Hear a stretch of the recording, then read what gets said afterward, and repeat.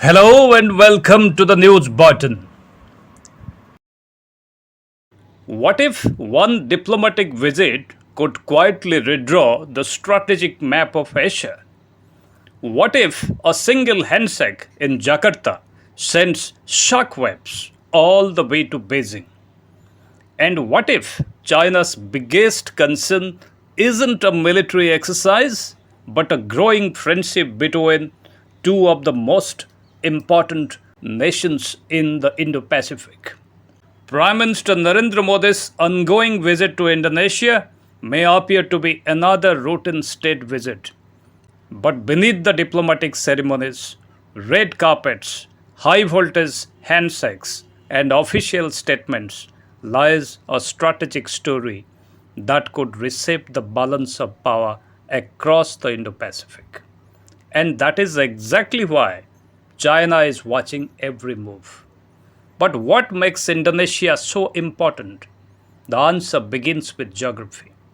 Indonesia is not just Southeast Asia's largest economy or the world's fourth most populous nation. It sits at the crossroads of global commerce. The country controls access to the Malacca, Sunda, and Lombok Straits, three of the world's most critical maritime choke points. Every year, trillions of dollars worth of global trade and a significant share of the world's energy supplies pass through these narrow sea lanes. Whoever enjoys strong strategic ties with Indonesia gains influence over one of the most important maritime crossroads on earth. China understands this pretty well.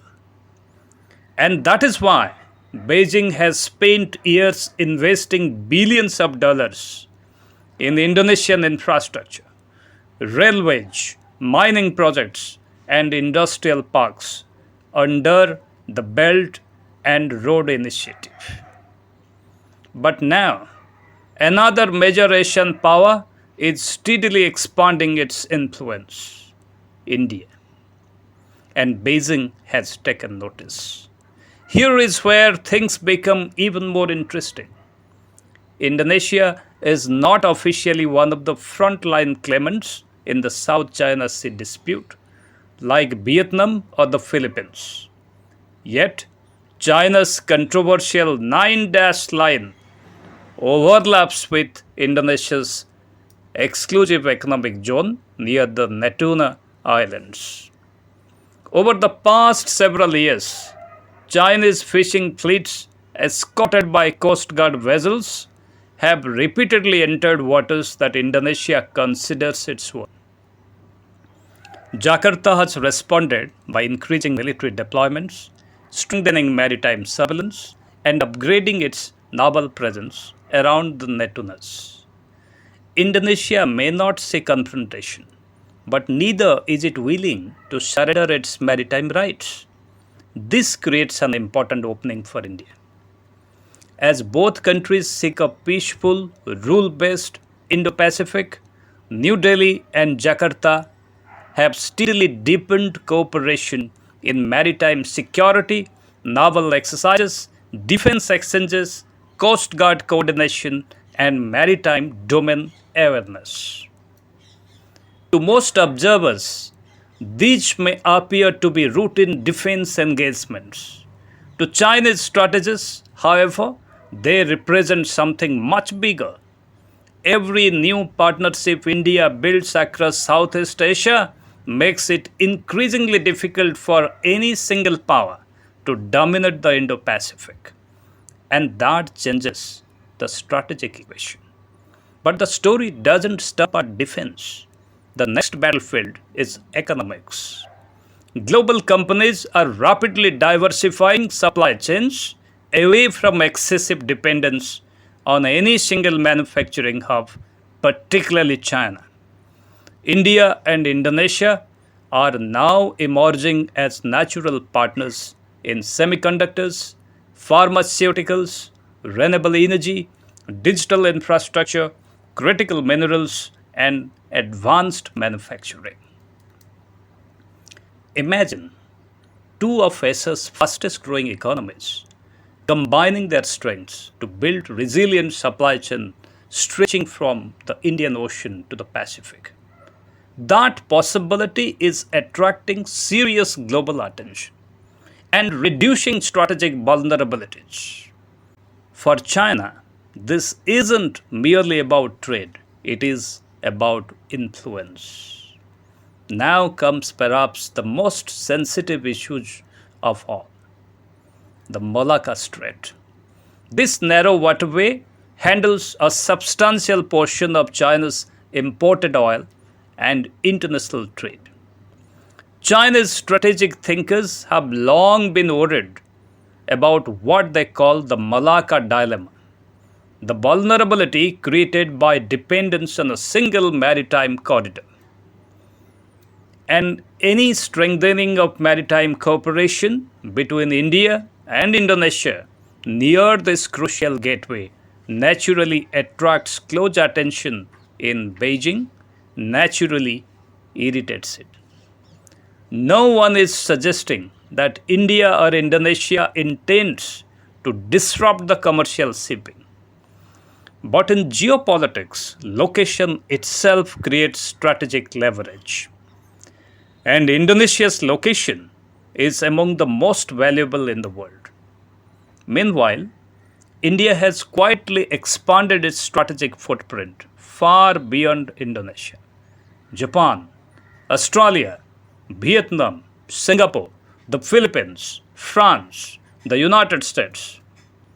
Across the Indo-Pacific, India has strengthened defense partnerships, expanded naval exercises, improved logistics cooperation, and enhanced maritime connectivity. Unlike formal military alliances, India's approach has focused on capacity building, humanitarian assistance, maritime security, and freedom of navigation.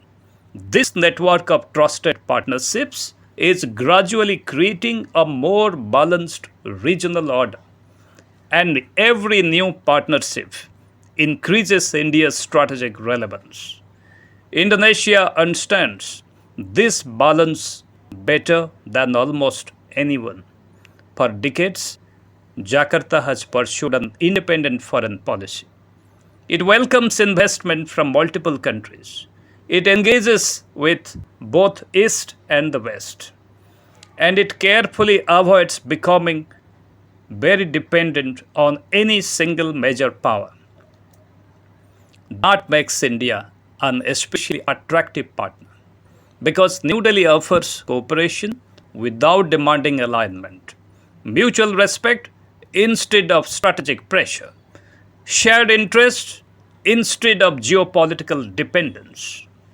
This combination makes the partnership remarkably sustainable.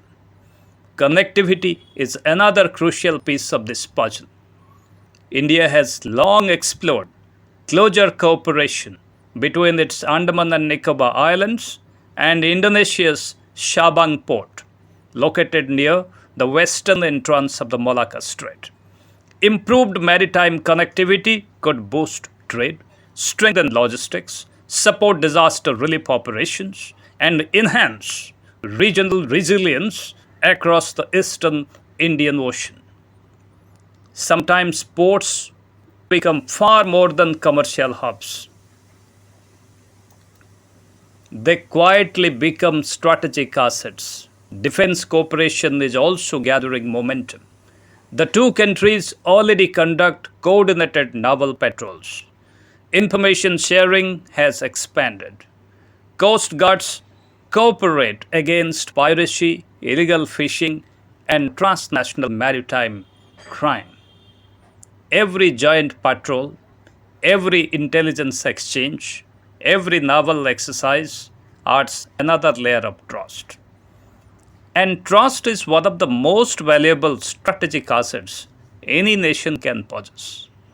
But perhaps the strongest bond between India and Indonesia predates modern geopolitics by nearly 2000 years. Long before nation states existed, Indian civilization had already left a lasting imprint across the Indonesian archipelago. The Ramayana, the Mahabharata, ancient Hindu-Buddhist kingdoms, the magnificent temples of Java, the spiritual traditions of Bali. These are beautiful reminders that India and Indonesia once shared centuries of civilizational ties.